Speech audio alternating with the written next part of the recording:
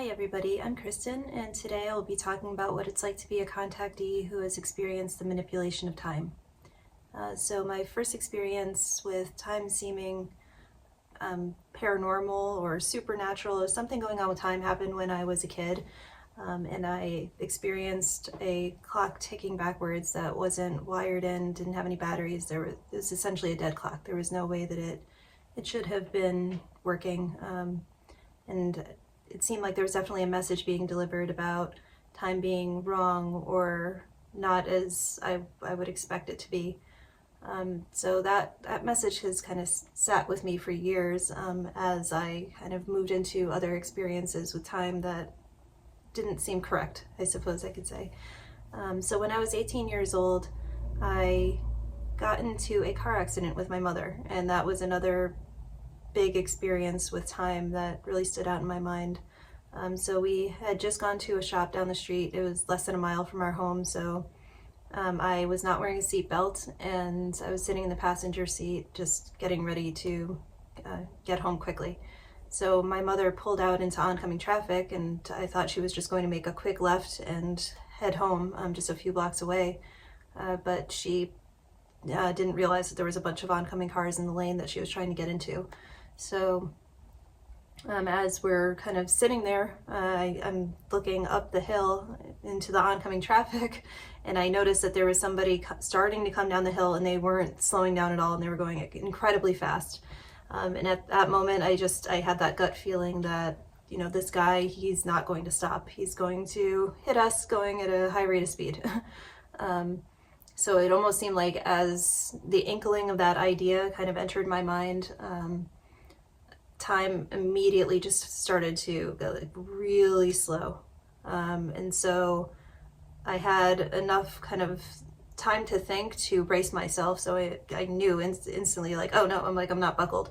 And I put my hand out onto the dashboard, and I was just looking out through my mother's passenger side window, looking at this car that was coming. And it didn't cross my mind to warn my mom or to say anything or to yell out. She was looking the opposite direction. She was looking to see when there was going to be a break in the cars that she could turn. And so everything was just so incredibly slow. It was like I was just given all this extra time so that I could properly react or properly kind of make myself more safe. And right at the moment of impact on our car, it was like everything was like like everything sped up really quick, and it went almost to just back to being normal time. So up until the point that other car touched our car, it was slow, and then I put my hand out, and as we got hit, my hand kind of crushed into the dashboard, and I was wearing the sterling silver ring, and it got so kind of crushed in by how hard I had braced myself that it kind of turned into like this like compressed oval type of shape. And my head like went forward, and it just like completely slammed right onto the dashboard. Like thank God it didn't crack open my head or anything, because I was able to brace. But it's, yeah, the like feeling and watching my head kind of go forward involuntarily, that was in like super speed. That speed also didn't seem correct for what was going on at the time. And then like as soon as I was able to sit up, then everything seemed like it was back in normal time. And so everything was really quiet. And I remember the guy that had hit us, he got out of his car, and he like, I could just hear him saying like why didn't you drive, like what were you doing, and like stuff like that.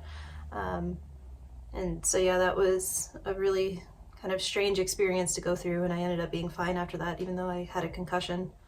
And then a few years later, I was either 22 or 23 years old, and it was the first year that I was working in an actual professional job after getting out of college. And so on the weekends, I would go and stay with my boyfriend, now my husband, in a different town, and he would drive me home on Sunday nights so that I could get to work properly on Monday morning.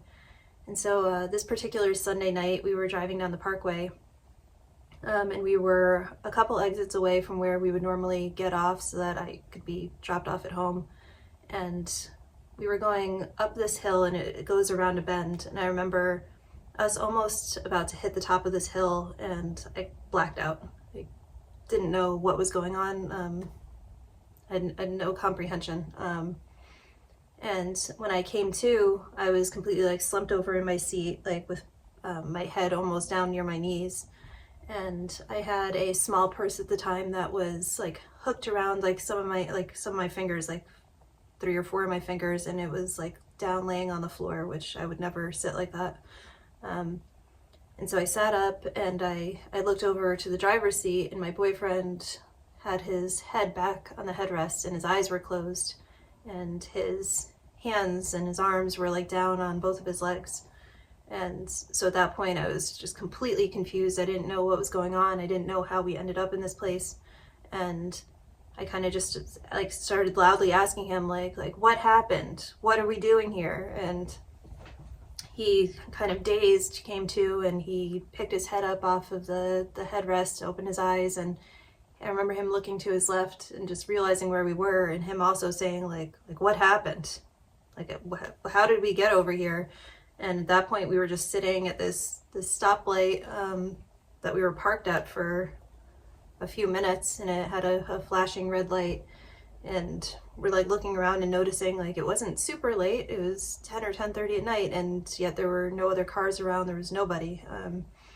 And the strangest part of all of this happening is that, well, not the strangest, but one of the strange parts of this happening is that the car was facing back towards the parkway that we had come from. So if there was any kind of natural explanation that could explain how we both blacked out and somehow drove off of the highway and drove to the stoplight, like we would have been facing the other direction. We wouldn't be facing as though we were going back to the parkway.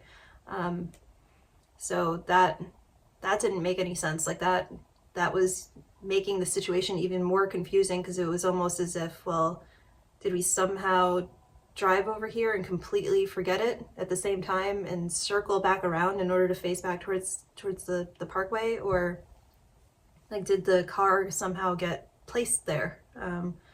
And I at the time I did have like this kind of feeling of like, well, it feels like the car was just kind of like picked up and set down in that location, and I didn't know how that happened. Yeah, it was just very confusing. And then a few years after that, I was in Hawaii and I saw a tall gray alien when I was there, and I've spoken about this in another video, but after I went to sleep after that encounter, I didn't remember what happened. My husband didn't remember what happened until a year later, and my memory got jogged from watching something about the Phoenix Lights on TV.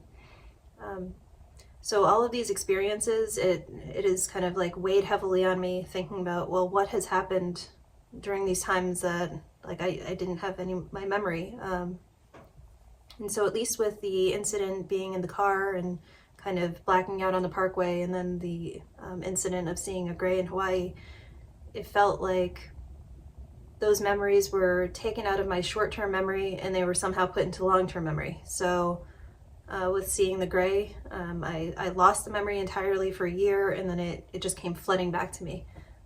With whatever happened on the parkway, that still hasn't come back. So I think there was about 20 to 45 minutes that I think I was missing time, and I still have got no clue what occurred during that time. But I kind of have no doubt now, after having that experience with the gray in Hawaii, that I'm sure that memory is back in my subconscious or back in my long-term memory somewhere, and it just hasn't resurfaced yet. And so that has made me have a lot of questions about, well, how did that happen? What was done to me? And that's kind of a standout thought that has been in my mind, is that the loss of those memories has never felt like something that happened to me because of those incidents. It doesn't seem like it's attached to PTSD or anything like that, or trauma. It seems like those changes in memory were done to me. It seems like something was done specifically to my body for me to not be able to recall what those memories were. And so that opens up a whole host of questions about like what could be done, how is it done. I feel like there is a strong connection between non-human intelligence and what occurred there. Obviously in Hawaii, because I physically saw it, but even with the incident with blacking out on the parkway, I truly believe that there was some kind of contact or abduction or something was going on with non-human intelligence that kind of removed us from that location of where we were, and that also took my memory. It's just a complete mystery as to how it happened. But given all of these other experiences that I've had in my life, I do feel pretty strongly that NHI were involved there. But the incident with the car crash, that's something entirely different. That was almost like a message from the universe or a message from God that just time doesn't work the way that you think it works. Time is malleable, it's changeable, it doesn't necessarily have to be completely linear and feel the same way at all times. It can change, it can go really slow, it can speed up. And I've also read stories from other experiencers where they talk about time not only slowing way down, but slowing down so much that it completely stops. So I've read about another experiencer who said that he was outside at the time that he had physical contact with non-human intelligence, and he mentioned like not being able to feel or hear the wind around him anymore. And looking around, he saw that the trees weren't swaying anymore. There was nothing moving. It was just like there was complete dead silence during this time that he was having an interaction. And then as soon as that interaction ended, it was like everything sped way back up, and it went back to just like normal sounds, normal movement, normal everything. So I do think that there is a major mechanism at play as far as what is going on with time, and time being able to be manipulated. And I mean, I have so many questions about how it works, what's going on, are there different methods of making these things kind of happen? So, I mean, if something like this has happened to you, or if you have any thoughts on what's been going on, I mean, I would love to hear about it in the comments. I'm constantly thinking about this and just how it all works, and I've got no idea. But thank you so much for listening today, and I will see you in the next one. Bye-bye.